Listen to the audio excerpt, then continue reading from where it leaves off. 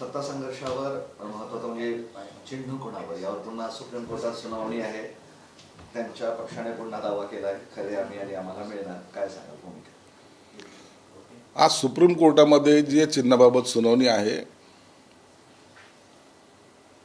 Supreme court काय निकाल देते याकडे महाराष्ट्राचं नाही देशाचं लक्ष लागलेलं आहे.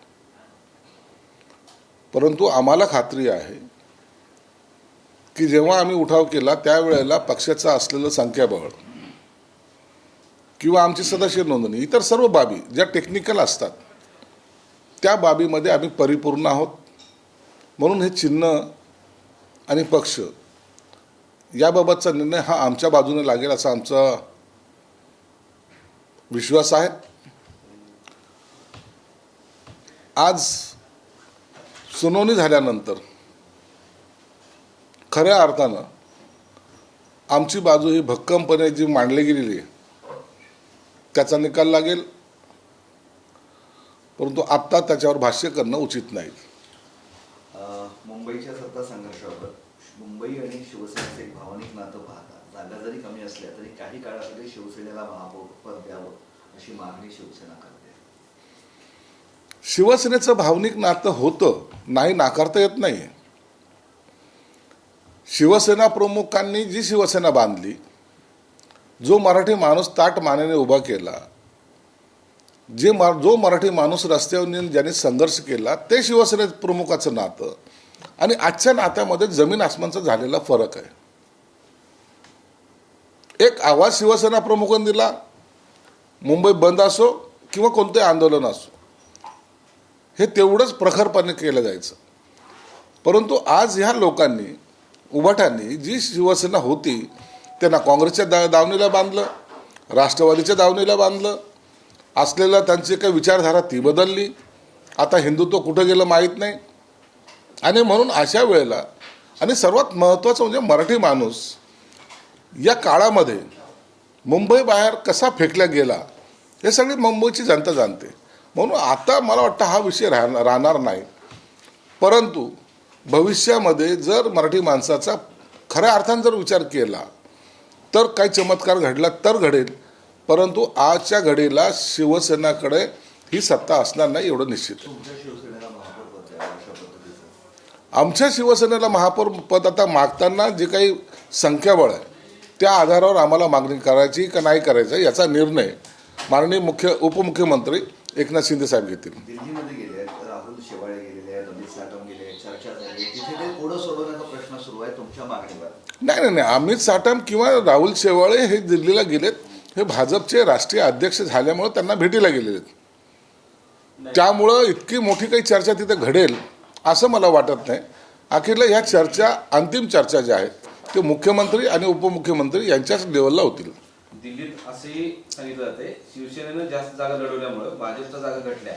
भाजपच्या नेत्यांनी दिल्लीमध्ये तक्रार केलेली आहे. याची काही कल्पना आम्हाला नाही. परंतु अशा जागा जास्त लढवल्या, जागा घटल्या वगैरे असं जर काही कोणी वक्तव्य केलं असेल तर ते साफ चुकीचं आहे. मालेगावमध्ये सत्ता स्थापनेसाठी तुमच्या शिवसेनेचा MIMला पाठिंबा असा दावा इम्तियाज जलील यांनी केला आहे. इम्तियाज जलील काय दावे करतात त्याच्याकडे आमचं लक्ष नाही आहे. तिथे असलेले आमचे दादा भुसे, मंत्री दादा भुसे हा काय निर्णय घेतात हा हे भाग महत्त्वाचा आहे.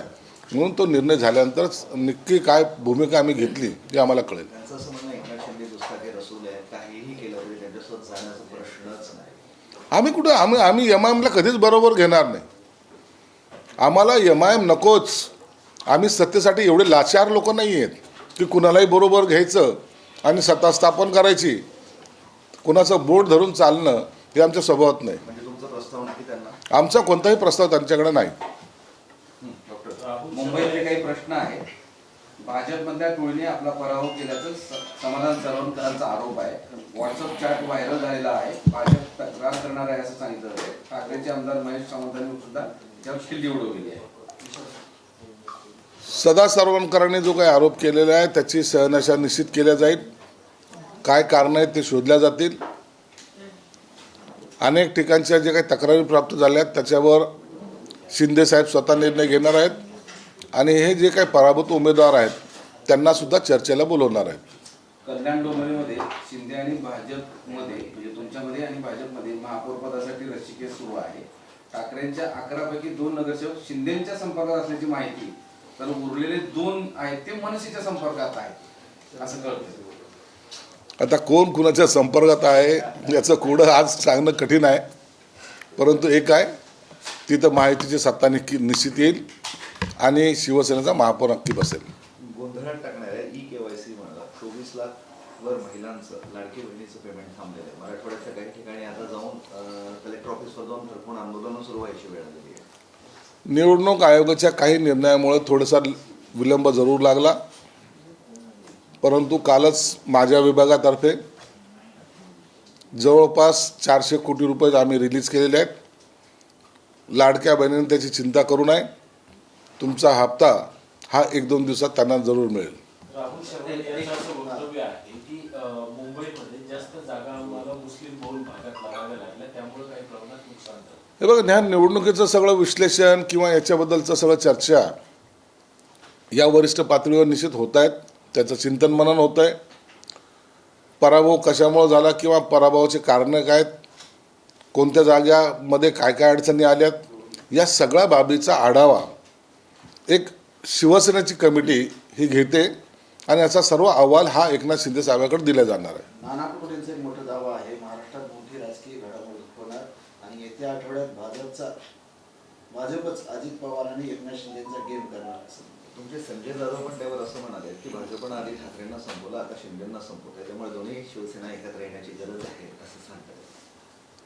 आता राजकारणाच्या मध्ये ज्या काही घडामोडी मागच्या 3-3.5 वर्षामध्ये झालेल्या आहेत, याचा सगळ्याला इतिहास माहिती आहे.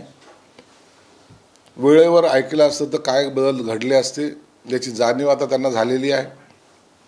आम्ही घेतलेली भूमिका किती योग्य होती हे आता अवघ्या इतर सर्व पक्षांना कळालेलं आहे.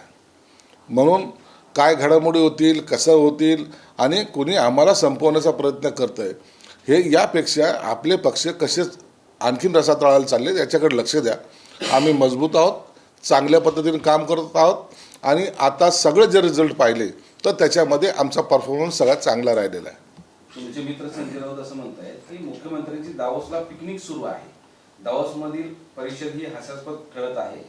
अनेक कंपन्यांचे मुख्यालय मुंबईत आहेत, मग करार दावोसमध्ये का? दावोसमध्ये करार करण्याच्या मागचं कारणं जर यांना माहिती नसतील तर त्यांनी याच्यावर भाष्यच करू नये. मुंबई ही जगातली, भारताचीच नव्हे तर जगामध्ये आर्थिक राजधानी या मुंबईला मानलं जातं. म्हणून जगातला प्रत्येक उद्योगपतीचं कनेक्शन हे मुंबईशी निश्चितपणे आहे. आणि दावोस हे एक असं ठिकाण आहे की ज्या ठिकाणी जगभरातले लोक, उद्योगपती एकत्रित येऊन आपली इन्व्हेस्टमेंट कुठं करायची यावर तिथं निर्णय घेतले जातात. म्हणून मुंबईचा उद्योगपती तिकडे गेला आहे का लंडनचा उद्योगपती तिथं आला आहे, यापेक्षा किती उद्योग आपण आणतोय याला महत्त्व आहे. आणि म्हणून देवेंद्र फडणवीस साहेबांनी जो काही केलेला प्रयत्न आहे तो खऱ्या अर्थानं अत्यंत चांगला आहे. एका दिवसामध्ये एवढे मोठे करार होणं ही सुद्धा एक ऐतिहासिक नोंद घेतली जाणार आहे. कॉफी विथ कौशिकच्या कार्यक्रमामध्ये खासदार नरेश म्हस्के म्हणतात की जोवर जमतोय तोवर ठीक, नाही तर सोहळा. राजकारणामध्ये असंच असतं ना, जमलं तर पण ठीक आहे. अनेक घडामोडी आपण राजकारणामध्ये पाहिलेल्या आहेत, उलटापालट ही होत असते. म्हणून आता कधी काय राजकारण बदलेल यावर आता कोणीही कॉन्फिडेंटली बोलू शकत नाही. म्हणून आजची भूमिका आमची शिवसेना भाजप बरोबर युतीमध्ये आहे आणि आम्ही त्या पद्धतीनेच काम करणार आहोत. जिल्हा परिषदेमध्ये तुम्ही सगळ्यांनी युती केली, आता अखेर ठरलं. महापालिकेच्या चुका झाल्या त्या पुन्हा होऊ नये म्हणून ही सगळी तयारी म्हणावी? तसं नाही आहे. महानगरपालिका हा वेगळं क्षेत्र होतं. जिल्हा परिषद हे मिनी मंत्रालय मानले जातात आणि मिनी मंत्रालय म्हणजे प्रत्येक ग्रामीण भागाशी असलेला कनेक्ट हा जिल्हा परिषदच्या माध्यमातून होत असतो. म्हणून युती करून आपला कारभार हा चांगल्या पद्धतीने तिथे करता यावा म्हणून झालेली ही युती आहे. नाना पटोले शिरायला भाजपच अजित पवार आणि एकनाथ शिंदेचा गेम करणार. भाजप कुणाचा गेम करेल यापेक्षा नाना पटोलेचा गेम कोणी केला हे त्यांना माहिती आहे. इतका मोठा नेता परंतु त्याचा गेम कसा झाला याच्यावर त्यांनी चिंतन मनन केलं पाहिजे. नाना राजकारणामध्ये गेम करणारे कोण कोण आहेत त्यांची जाणीव तुम्हाला चांगल्या प्रकारे आहे. अंतर्गत जे काही गेम चालले त्याच्याकडे लक्ष द्या. अजित पवारचा गेम होतोय की नाही होतोय याची चिंता करण्याची त्यांना आवश्यकता नाही. आता 26 जानेवारी आलेली प्रजासत्ताक दिन आहे, झेंडा कुणी फडकवायचा असं पालकमंत्रीचा वाद सुरू आहे नाशिक आणि रायगडमध्ये. नाशिक आणि रायगडमधल्या पालकमंत्री पदाचा तिढा कायम आहे, कारण 26 जानेवारीला ध्वजारोहण कोण करायचं, कोणाच्या हस्ते होणार? याबाबतचा निर्णय आता मुख्यमंत्र्याच्या त्याच्यामध्ये आहे, कोर्टामध्ये आहे आणि ते निर्णय घेतील. परंतु मला वाटतं आता हा पालकमंत्रीचा तिढा गेली वर्षभरापासून आहे, हा लवकर सुटला पाहिजे. ठीक आहे. एक आजच्याच विषयावरून आहे, महानगरपालिका निवडणुकीच्या निकालानंतर मातोश्रीच्या बाहेर बॅनरबाजी सुरू करण्यात आली आहे. ते चिन्ह चोरले, पक्ष दरोडा टाकला, आमदार फोडले, खासदार फोडले, तरी सत्याचाच विजय झाला, बाप तो बाप होत आहे अशा आशय प्रसिद्ध करत ते होर्डिंग्स लावली.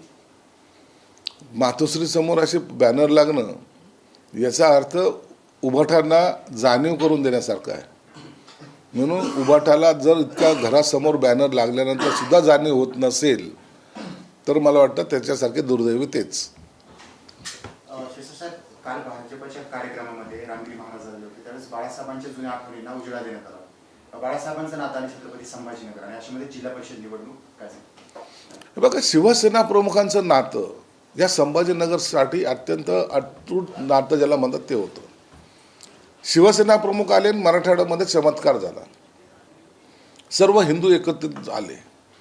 मराठवाड्यामध्ये अनेक दंगलीचा संघर्ष आम्ही पाहिलेला आहे आणि त्याच्यानंतर वाढणारी इथलची ताकद तुम्ही पाहिलं असेल की एकही ग्रामपंचायतचा सदस्यसुद्धा आमचा नव्हता.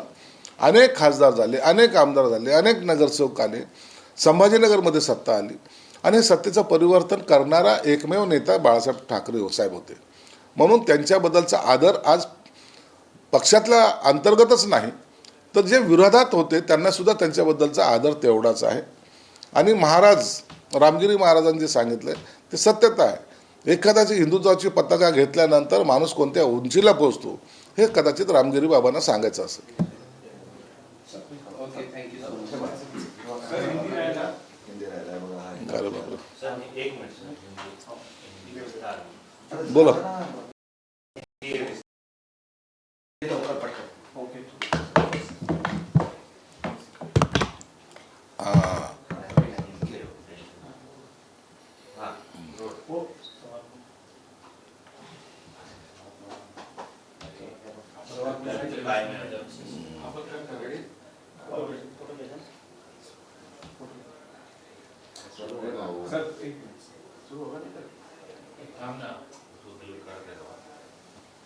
दिग्विजय बोले कि बीजेपी और आरएसएस हिंदुओं को और आवेशी मुसलमानों को डराते हैं.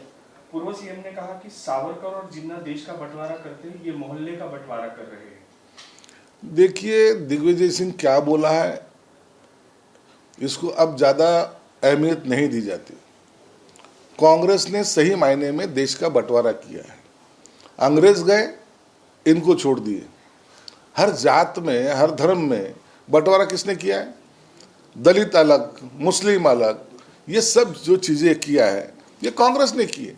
तोड़ो जोड़ो की राजनीति कांग्रेस की परंपरा रह चुकी है. इसलिए अब किसी पार्टी की तरफ या तो किसी पक्ष की तरफ ऐसा निवेदन करना या तो उसके बारे में कुछ कहना ये गलत बात है. संजय राउत ने कहा है सर कि शिंदे को महापौर पद के लिए कोई धूल नहीं झाड़ता, उन्हें दिल्ली जाकर गुजराती नेताओं के पैरों में बैठना पड़ता है. देखिए, संजय राउत क्या करता है उसके दिमाग पे जो असर हुआ है वो बहुत अलग तरीके का है. उसको ज़रूरत है अभी मेडिकल की. जहां हमारे 27 नगर सेवक है, भाजपा की ज़्यादा नगर सेवक है, तो सीधी सीधी बात है कि भाजपा का महापौर अभी होगा.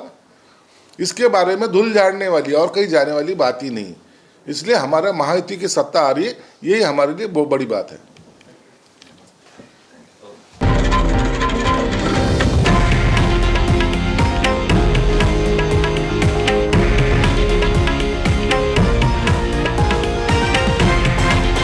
हे आहे देशातील नंबर 1 न्यूज नेटवर्क आणि आपण पाहत आहात TV9 मराठी, एकमेव.